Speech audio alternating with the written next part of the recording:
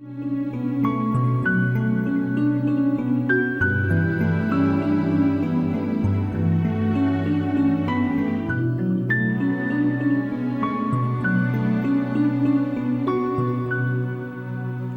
my name is Bob Grant. I'm an investigator at the Gladstone Institutes and a professor of medicine at the University of California, San Francisco.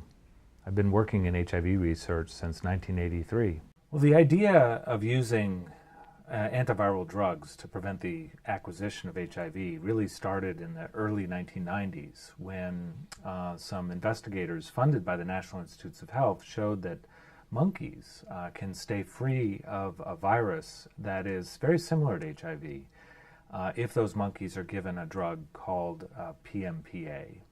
That same drug that was called PMPA in the early 90s eventually came to be known as tenofovir. And tenofovir was proven to be highly effective for prolonging life of HIV-infected people, was approved by the FDA for treatment of HIV in 2002, and we started to work on the idea of using the same medication for preventing HIV acquisition in people in that same year. And we started with studies in San Francisco, interestingly, looking at the concept of post-exposure prophylaxis. So in that idea, people who've had a recent exposure to HIV come looking for something that can prevent the spread of HIV in their bodies and can prevent infection after a significant exposure.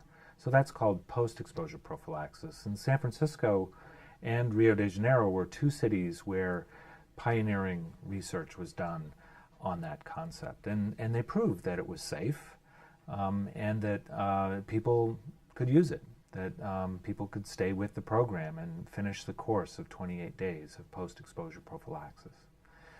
But we also learned from that research that it was difficult for people to recognize when they might have been exposed to HIV and to take action on that recognition. And so we developed the concept of pre-exposure prophylaxis, where people could start taking these medications with the idea of preventing HIV. They could start taking them anytime they had the wherewithal and the initiative to take action to protect themselves. It did not have to be after a recent exposure or recent sexual contact with anyone. It can be any time in their lives when they can choose to take action to protect themselves. That idea is called pre-exposure prophylaxis, and we thought we should test it in people who are acquiring HIV. We've attempted to do some studies in Southeast Asia, in Cambodia, but it did not seem like the time was right or the place was right. We also wanted to do studies in men who have sex with men, who carry a disproportionate burden of the epidemic around the world in all countries, including throughout the Americas, in the United States, South America, even South Africa and Asia. Men who have sex with men are 19 times more likely to be HIV infected than the general population. So we knew that we wanted to find ways to protect men who have sex with men. And more importantly, gay men came to us and said, we want you to do this research in our communities because we need new ways of keeping ourselves free of HIV. And so we welcomed the partnership with gay communities around the world and ended up doing the iPrEx study in South America, South Africa, Thailand, and the United States, including sites in Boston and San Francisco. And we were pleased that in 2010 we were able to prove that this medication helps people stay free of HIV. It has to be taken to be effective, but if it is taken consistently, it is highly effective. So it's important that we understand how well PrEP works. And that concept is called efficacy in technical terms, but it really is, to what extent does PrEP prevent HIV infection? And there's several ways to think about how well it works. But importantly, everyone in our studies is offered the standard of care for prevention, which means that we are doing and they're doing everything that we know how to do to help people stay free of HIV.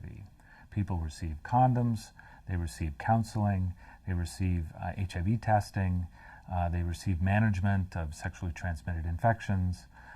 Really, we're already doing for people everything that we know might work to help people stay free of HIV. And despite all of these efforts, we know that about 1 in 20 people in our studies will become infected with HIV based on the kinds of sexual practices that they have.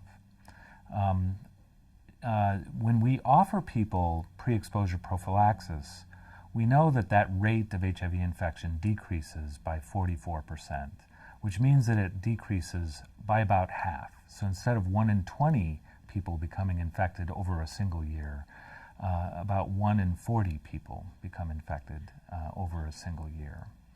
But that was the effect of offering pre-exposure prophylaxis. We now know that only about half of the people who were offered pre-exposure prophylaxis or PrEP actually took the pills. People choose not to take the pills for a variety of reasons.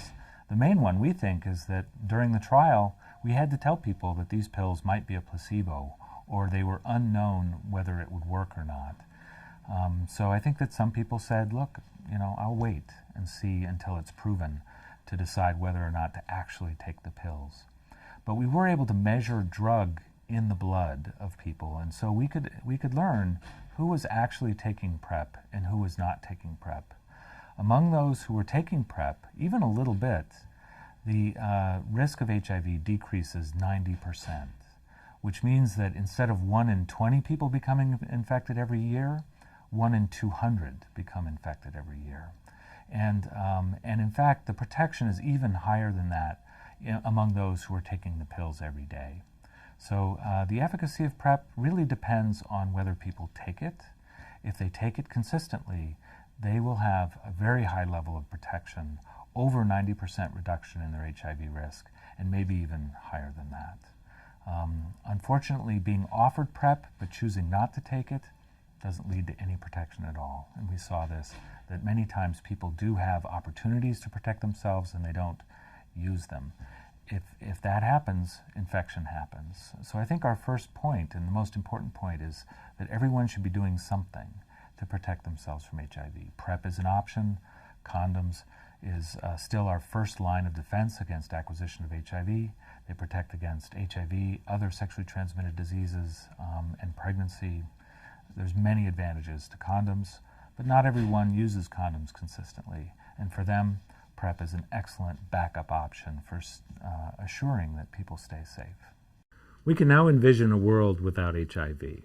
It's very exciting. It's not just because of PrEP, it's because of male circumcision, the benefits of early treatment of HIV, maternal-to-child transmission prevention using antiviral drugs, and PrEP. One way or another, we can all find ways of keeping ourselves free of HIV and ending the epidemic.